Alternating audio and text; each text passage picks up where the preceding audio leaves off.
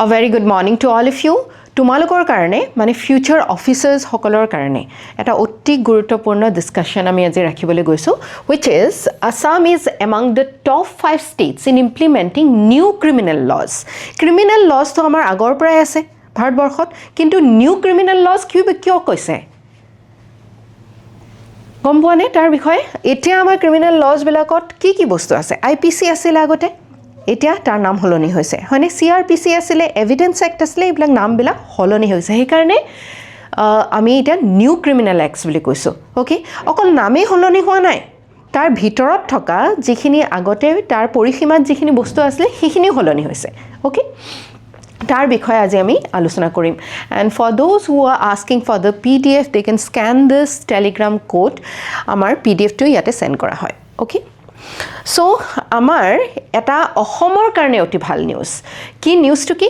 যে এই যিকেইটা ক্ৰিমিনেল লজ আছে ঠিক আছে এই ক্ৰিমিনেল লজখিনি ইমপ্লিমেন্টেশনৰ ক্ষেত্ৰত কাৰ্যকৰী কৰাৰ ক্ষেত্ৰত আমি টপত আছো ওকে আৰু এই কথা কোনে কৈছে ইউনিয়ন হোম মিনিষ্ট্ৰীৰ ডেটাৰ পৰা আমি বুজিব পাৰিছো ঠিক আছে এতিয়া অসম টপ 5 ষ্টেটছৰ ভিতৰত পৰিছে এই তিনিখন যি ক্ৰিমিনেল লজ আছে এই ক্ৰিমিনেল লজ কাৰ্যকৰী কৰাৰ ক্ষেত্ৰত আৰু তোমালোকৰ কাৰণে এজ ফিউচাৰ অফিচাৰ্ছ কিয় ইম্পৰ্টেন্ট এই ডিসকাশনটো বিকজ তোমালোকে এজ অফিচাৰ্ছ পাৱাৰ পাবলৈ গৈ আছা হয়নে আৰু এই পাৱাৰ বিলাক ডিৰাইভ কৰ পৰা হয়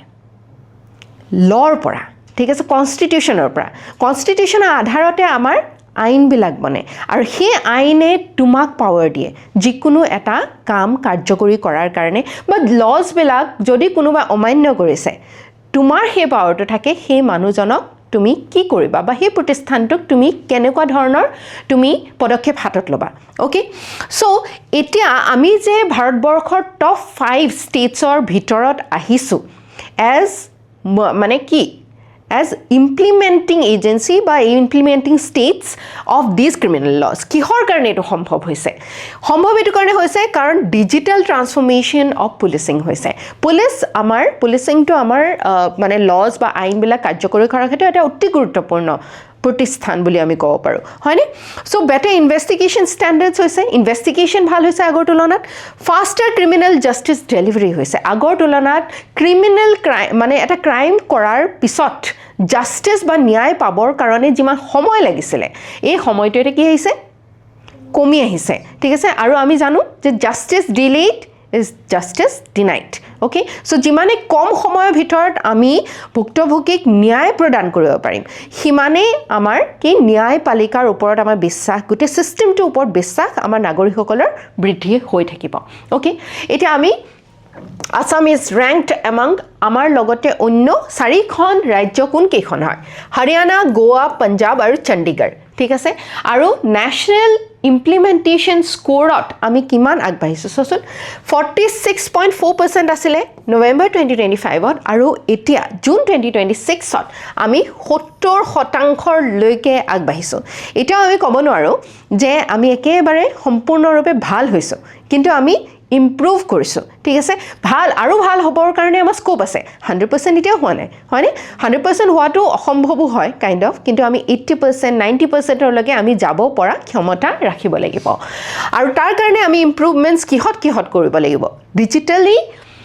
ডিজিটাল পুলিচিং তাৰ মানে আমাৰ ওপৰত যদি কিবা ক্ৰাইম হৈছে আমি ডিজিটালি এটা তাত অভিযোগ দিব পৰা আমাৰ ক্ষমতা থাকিব লাগিব হয়নে আৰু সহজ হ'ব তেতিয়া নিজৰ ফোনৰ দ্বাৰাই এটা ফোন কলৰ দ্বাৰাই সম্ভৱ যেতে হ'ব এটো ইনভেষ্টিগেশন যিমানে বেছি ভাল হ'ব পুলিশ অফিচাৰ্ছ সকলৰ হয়নে ফৰেনসিক ইনফ্ৰাষ্ট্ৰাকচাৰ ফৰেনসিক টো কি হয় যিকোনো এটা এভিডেন্স যেতিয়া হেতু সঁচা অৰ্থত কিমান যোগ্যতা আছে বা তা কিমান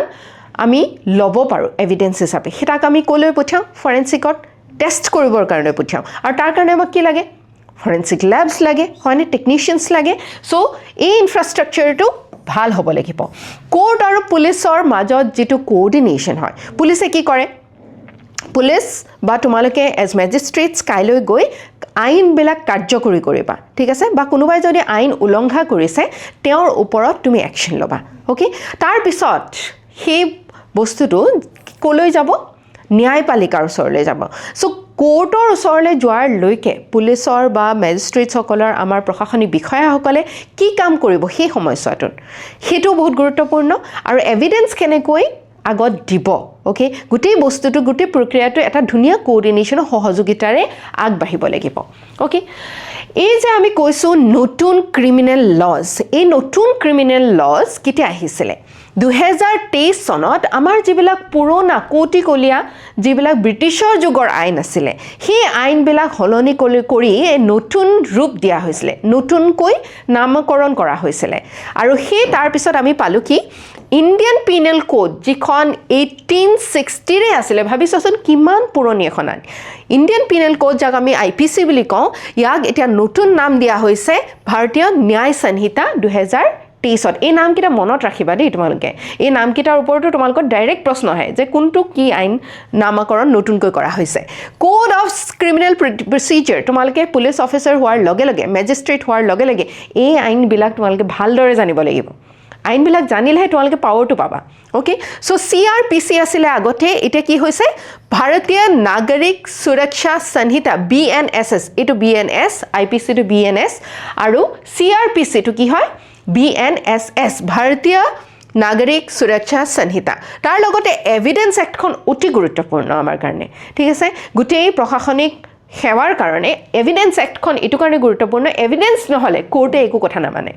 হয়নে প্ৰমাণ থাকিব লাগিব আৰু এই প্ৰমাণ থকাৰ কাৰণে প্ৰমাণটো বিচাৰ কৰিবৰ কাৰণে আমাৰখন আইন আছে সেই আইনখন হৈছে ইণ্ডিয়ান এভিডেন্স এক্ট 1872 এইখনো কিমান পুৰণা দেখিছানে এতিয়াতো কিমান হাল হলনি হৈছে হয়নে কিমান আমাৰ যুগৰ পৰিৱৰ্তন হৈছে আৰু সেই যুগৰ পৰিৱৰ্তনৰ লগে লগে এই আইনবিলাক হলনি কৰাৰ এতিয়া কি আহি পৰিছে সময় আহি পৰিছে আৰু এই এভিডেন্স এক্টখনৰ নতুন নাম হৈছে ভাৰতীয় সাক্ষ্য অধিনিয়ম BSA 2023 এইকেইখনে হৈছে আটাইতকৈ গুৰুত্বপূৰ্ণ আইন ওকে আৰু ইয়াৰ হলনি কৰা নতুন ৰূপ দিয়াৰ কাৰণবিলাক কি হয় ফাষ্টাৰ জাষ্টিস আমি জাষ্টিস বা ন্যায় সোনকালে যাতে প্ৰদান কৰিব পাৰোঁ ভিক্টিম চেন্ট্ৰিক এপ্ৰোচ ঠিক আছে যি ভিক্টিম হয় যিকোনো এটা ক্ৰাইমত দুটা পাৰ্টি আমি দেখিবলৈ পাওঁ এজন যি ক্ৰাইমটো কৰিছে এজন যাৰ ওপৰত ক্ৰাইমটো হৈছে আৰু যাৰ ওপৰত ক্ৰাইমটো হৈছে তেওঁ হৈছে ভিক্টিম সো ভিক্টিমক ন্যায় প্ৰদান কৰাটো আটাইতকৈ গুৰুত্বপূৰ্ণ কথা ঠিক আছে ইয়াৰ ওপৰত এই এপ্ৰোচটো লোৱা হৈছে যে ভিক্টিমক যাতে আমি সোনকালে ন্যায় প্ৰদান কৰিব পাৰোঁ scientific investigation technology driven polishing ঠিক আছে ৰিডিউচ প্ৰচিডুৰেল ডিলেজ সাইন্টিফিক আৰু নতুন বিজ্ঞান নতুন প্ৰযুক্তিৰ সহায়ত কেনেকৈ পলিচিং কৰিব পৰা যায় তাৰ ওপৰত গুৰুত্ব আৰোপ কৰিছে ঠিক আছে সো ভাৰতীয় ন্যায় সংহিতাই কি কয় IPC কি কয় কোনটো ক্ৰাইমৰ কাৰণে কি পানিশমেন্ট আছে ওকে তাৰ বিষয়ে কয় হয়নে ক্ৰিমিনেল অফেন্সেস পানিশমেন্টস কি হয় ক্ৰিমিনেল অফেন্স কোনটো ক্ৰাইম কৰিলে কি পানিশমেন্ট দিয়া হ'ব ওকে আৰু নতুনকৈ ক্ৰাইমছ কিছুমান ইয়াতে সন্নিৱিষ্ট কৰা হৈছে যিবিলাক আগতে IPCত আমি দেখিবলৈ পোৱা নাছিলোঁ মব লিঞ্চিং এনেকুৱা এটা বিষয়বস্তু যিটো এটা গভীৰ বহুত আমাৰ সমাজখনক গভীৰভাৱে চুই যোৱা এটা বস্তু হয়নে আমি বহু সময়ত উইচ হান্টিং দেখোঁ মব লিঞ্চিং কৰা দেখোঁ অভিনীলৰ কেছটো তোমালোকে জানানে য'ত কাৰ্বি আংলঙত দুজন যুৱকক এটা মবে হত্যা কৰিছিলে হয়নে সো এই মব লিঞ্চিঙৰ ওপৰতো এতিয়া নতুনকৈ আইনত এতিয়া অনা হৈছে আগতে আইনৰ পৰিসৰৰ বাহিৰত আছিলে মবে ক্ৰাইম কৰিলে তাৰ একো উত্তৰ নাছিলে একো পানিশমেন্ট নাছিলে ঠিক আছে ঠিক তেনেকৈ ভাৰতীয় সাক্ষ্য অধিনিয়ম তাৰমানে এভিডেন্স এক্টখনতো নতুনকৈ ইলেক্ট্ৰনিক ৰেকৰ্ডছ যদি কোনোবাই ভিডিঅ' কৰি থৈছে ঠিক আছে সেইটোকো এতিয়া এভিডেন্স হিচাপে ল'ব কাৰণ কি 1870 সেই আইনখনে নতুন তেতিয়াতো টেকনলজি অহা নাছিলে প্ৰযুক্তি অহা নাছিলে সেই আইনৰ কেনেকৈ সেই ৰেকৰ্ডছবিলাকৰ কথা ক'লেহেঁতেন হয়নে সো বুজি পাইছানে এই আইনবিলাক এতিয়া নতুনত্বৰ এটা নতুন ৰূপ দিয়াৰ কিমান প্ৰয়োজনীয়তা আছিলে যিটো 2023 চনত কৰা হ'ল হয়নে ঠিক তেনেকৈ ভাৰতীয় নাগৰিক সুৰক্ষা সংহিতা বিশেষকৈ আমাৰ নাগৰিকসকলৰ কাৰণে সিটিজেনসকলৰ কাৰণে এই আইনখন আগতে কি নাম আছিলে ইয়াৰ CRPC ঠিক আছে সো ইয়াত কেনেকৈ investigation arrest bail trial procedure কেনেকৈ হ'ব এইবিলাকৰ কথা লিখা আছে আৰু এটা নতুন ৰিফৰ্মছত আমি কি দেখিবলৈ পাইছোঁ ইনভেষ্টিগেশ্যন খৰতকীয়া হ'ব লাগে ওকে EFIR দিব পৰা হ'ব পাৰে ঠিক আছে ইলেক্ট্ৰনিক সামন কৰিব পাৰে ফোনতো তোমালোকক কোৰ্টে বা যিকোনো এজন মানুহক কোৰ্টে সামন কৰি মাতিব পাৰে ঠিক আছে ভিডিঅ' ৰেকৰ্ডিং জিৰ' এফআইআৰৰ ক্ষেত্ৰত আমাৰ নতুনকৈ এতিয়া আৰু কিছুমান কথা আহিছে যে আমি য'তেই নাথাকোঁ কিয় তাতে য'তেই ক্ৰাইমটো নহওক কিয় যিকোনো পুলিচ ষ্টেচনত গৈ পেলাই আমি কি কৰিব পাৰোঁ ৰেজিষ্টাৰ কৰিব পাৰোঁ যদিহে সেই ক্ৰাইমটো বহুত বেছি হিনিয়াছ হয় অ'কে চ' অসমৰ এই ভাল ৰেংকিংটো আমাৰ কাৰণে অতি গুৰুত্বপূৰ্ণ তোমালোকৰ কাৰণে অতি গুৰুত্বপূৰ্ণ কাৰণ কাইলৈ তোমালোকে এই এজেঞ্চিছবিলাক হ'বা যি এই ৰেংকটো আজি যদি আমি 70%লৈকে আহিছোঁ 80% 90%লৈকে লৈ যোৱা সেই কামটো কোনে কৰিব তোমালোকৰ নিচিনা অফিচাৰ্ছে কৰিব হয়নে চ' নেশ্যনেল প্ৰগ্ৰেছো আমি ঠিক তেনেদৰে দেখিবলৈ পাইছোঁ কেৱল অসমতে নহয় অন্য বহুততো এইটো ভাল হৈছে অ'কে কিন্তু এতিয়াও কিছুমান চেলেঞ্জেছ আহি গৈছে যেনেকৈ এতিয়াও আমাৰ ডিজিটেল ডিভাইড আছে বা গেপ এটা আছে যিসকল ব্যক্তিয়ে ফোন বা ডিজিটেল ডিভাইচেছবিলাক ইউজ কৰিব জানে আৰু যিসকলে নাজানে গ্ৰামাঞ্চলৰ এতিয়াও বহু মানুহ আছে যাৰ হাতত এটা ফোন নাই বা কেনেকৈ টেকন'লজি ব্যৱহাৰ কৰিব লাগে নাজানে কানেক্টিভিটি ইস্যুজ আছে আমি জানোৱেই বহু দুৰ্গম অঞ্চল আছে বিশেষকৈ নৰ্থ ইষ্টত capacity building of police personnel তাৰমানে এই নতুন আইনবিলাক আহিছে তাৰ লগে লগে পুৰণিটো আমাৰ বহুত পুলিচ অফিচাৰ্ছো আছে বা আমাৰ পাৰ্চনেলো আছে তেওঁলোককো আমি কি কৰিব লাগিব মডাৰ্ণ কৰিব লাগিব নতুন প্ৰযুক্তিৰ লগত চিনাকি কৰিব লাগিব ফৰেনচিক মেন পাৱাৰ এতিয়াও আমাৰ বহুত কম হৈ আছে অ'কে মেন পাৱাৰৰ লগতে আমাৰ ইনফ্ৰাষ্ট্ৰাকচাৰ অভাৰঅল যিটো হলিষ্টিক ইনফ্ৰাষ্ট্ৰাকচাৰ এতিয়াও কম হৈ আছে ইনফ্ৰাষ্ট্ৰাকচাৰ গেপছ আছে জুডিচিয়েল এডাপশ্যনৰ কাৰণে এতিয়াও আমি বহুখিনি আগবাঢ়ি যাবলগীয়া আছে যিটো কাৰণত আমি এই যিবিলাক সমস্যা আছে এইখিনিক যদি আমি সমাধান কৰিব পাৰোঁ তেতিয়া আমি টপ এটা 5ৰ ভিতৰত আমি আছোঁ আমি টপ 1লৈ যাব পাৰিম আৰু আমাৰ ৰেকৰ্ডছো ভাল হ'ব এইটো এটা অতি গুৰুত্বপূৰ্ণ প্ৰশ্ন তোমালোকে সমাধান কৰিবা অ'কে উইথ ৰেফাৰেঞ্চ টু ভাৰতীয় ন্যায় সংহিতা BNS যিটো আগৰ নাম কি আছিলে ইণ্ডিয়ান পিনেল কোড IPC 1860 হয়নে নহয় নেক্সট কিহৰ কথা সুধিছে BNSS আৰু BSAৰ কথা সুধিছে ঠিক আছে ভাৰতীয় সাক্ষ্য অধিনিয়ম BSA আগতে কি আছিলে এখন আইনৰ নাম Indian Evidence Act হয়নে 1870 recognizes electronic and digital records as admissible evidence হয়নে নহয় নতুন আইনখনে ডিজিটেল ৰেকৰ্ডটো প্ৰমাণ হিচাপে মানি ল'বনে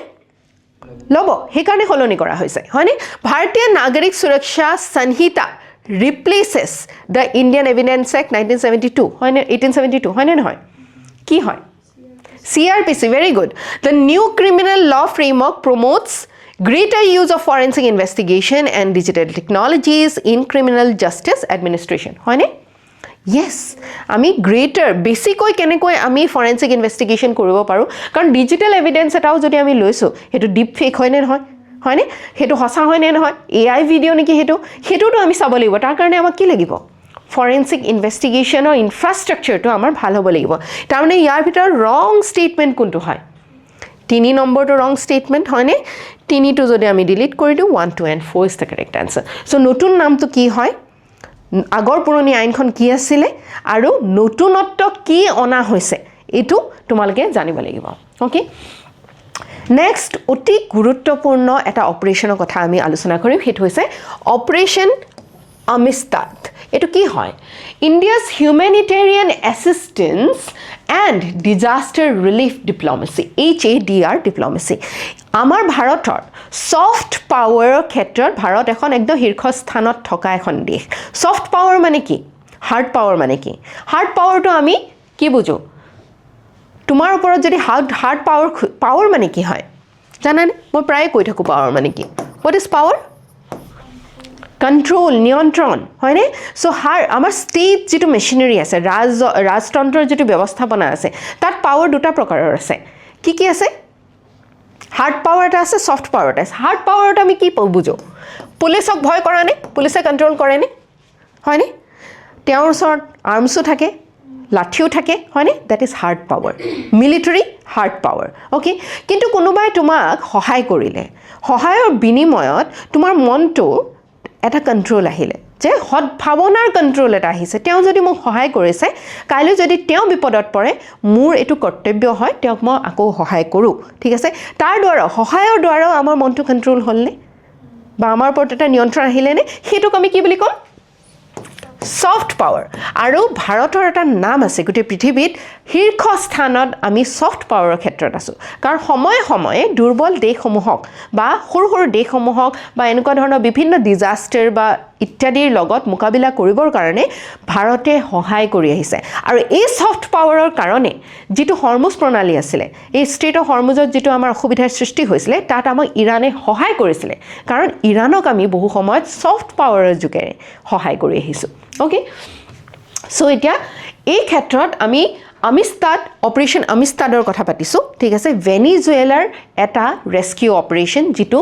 আমাৰ ভাৰতবৰ্ষই হাতত লৈছে ইয়াৰ আগতেও এইটো প্ৰথমবাৰ নহয় যে ভাৰতে এনেকুৱা ধৰণৰ এটা অপাৰেশ্যন আৰম্ভ কৰিছে ইয়াৰ আগতেও বিভিন্ন দেশত বিভিন্ন সময়ত আমাৰ নিজৰে যিসমূহ লোক আছে ভাৰতীয় মূলৰ লোকৰ কাৰণেই হওক বা তেওঁলোকক পোনপটীয়াকৈ সেই দেশখনক সহায় কৰাৰ ক্ষেত্ৰতে হওক আমি বহুত গুৰুত্বপূৰ্ণ ভূমিকা গ্ৰহণ কৰিছোঁ ঠিক আছে যেনেকৈ অপাৰেশ্যন ব্ৰহ্ম আছিলে অপাৰেশ্যন ব্ৰহ্ম যেতিয়া ভিয়েটনাম লাওছ তাৰ লগতে ম্যানমাৰত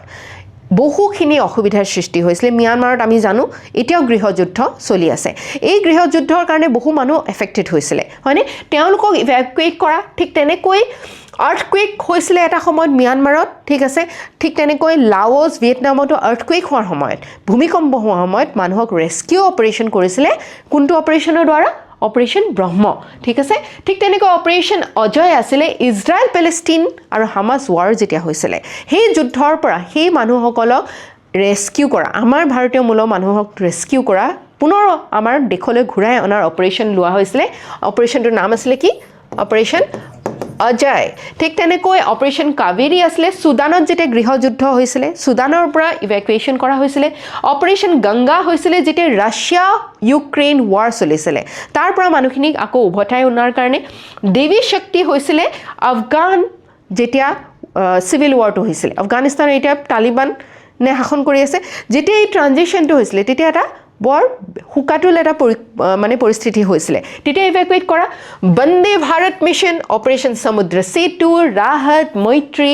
সেফ হোম কামিং সুকুন ইত্যাদি বিভিন্ন অপাৰেশ্যন বিভিন্ন সময়ত ভাৰতবৰ্ষই হাতত লৈছে আৰু ইয়াৰ দ্বাৰা আমি কি কৰিছোঁ এতিয়া যেনেকৈ অপাৰেশ্যন আমিস্তাদ আৰম্ভ কৰিছে ক'ত ভেনিজুৱেলা আৰু ইয়াৰ দ্বাৰা আমাৰ ভাৰতীয় আৰ্মিয়ে এষ্টাব্লিছ কৰিছে hash hospital emergency humanitarian assistance যিসকলে আৰ্থকুৱেকৰ দ্বাৰা ভূমিকম্পৰ দ্বাৰা এফেক্টেড হৈছে তেওঁলোকক কি দিয়া ৰিহেবিলিটেট কৰা ৰিলিফ দিয়া অ'কে আৰু ইয়াত আমাৰ মেডিকেল টিম গৈছে হস্পিটেল বা আমাৰ হেল্থ ষ্টাফ বা প্ৰফেশ্যনেলছ গৈছে মেডিচিনছ ৰিলিফ মেটেৰিয়েল ইত্যাদি দিছে ঠিক আছে আৰু এই যিখিনি কাম বহু সময়ত আমি কোভিডৰ ভেকচিন দিয়াৰ ক্ষেত্ৰতো আমাৰ সফট পাৱাৰ আমি দেখুৱাইছিলোঁ ভাৰতৰ অ'কে যিটো কাৰণত ভাৰতক বহু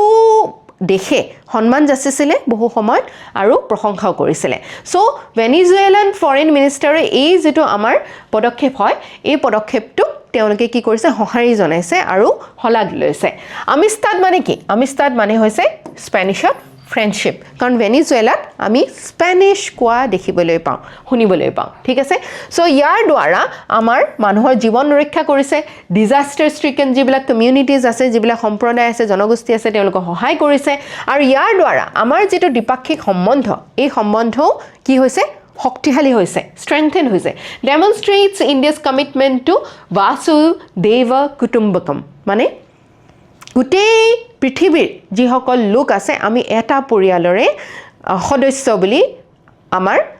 যিবিলাক ধৰ্মগ্ৰন্থ আছে সেই ধৰ্মগ্ৰন্থত লিখা হৈছে যাক কোৱা হয় বাসুদেৱ কুটুম্বকম অ'কে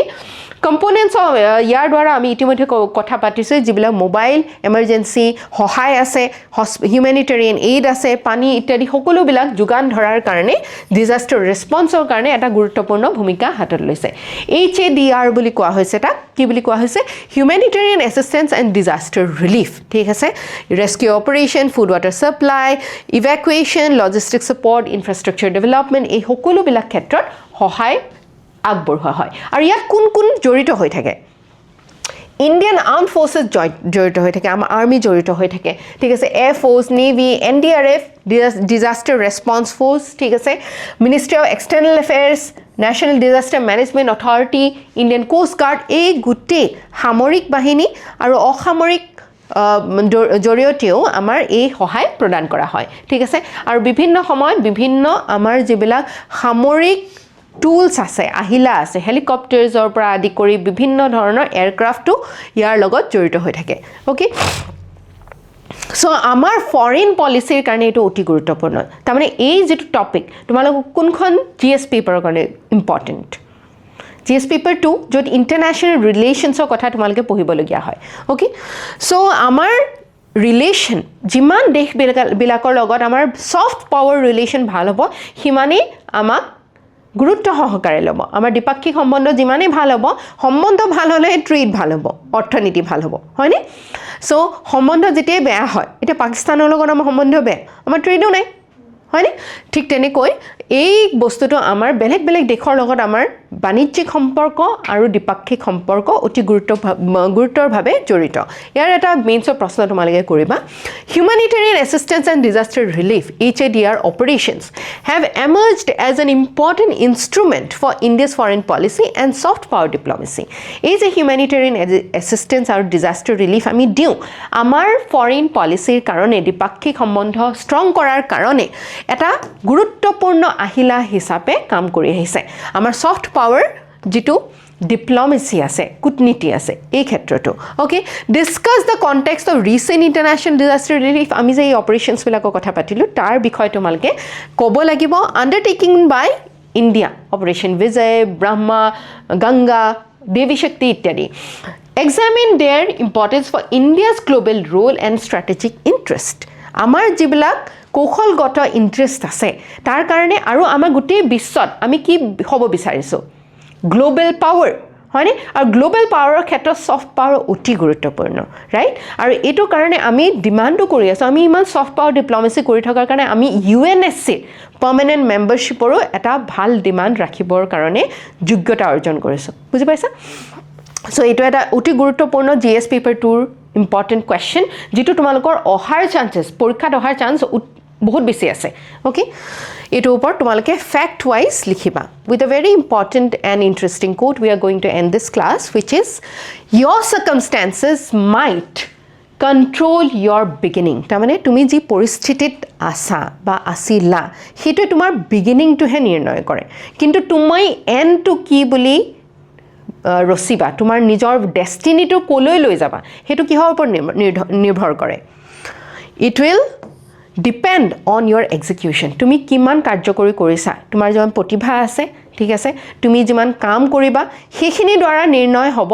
তোমাৰ ভৱিষ্যতটো তোমাৰ এন্ড ডেষ্টিনিটো কি হ'ব okay so sit down lock in and change the script তোমাৰ যে কিবা এটা ডেষ্টিনি আছে হেতু তুমি এটো নেভাবিবা যে এটো লিখিত হৈ গল তুমি যি কৰ্ম কৰিবা তাৰ দ্বাৰা হলনি হ'ব পাৰে okay with this we wrap up today's session thank you so much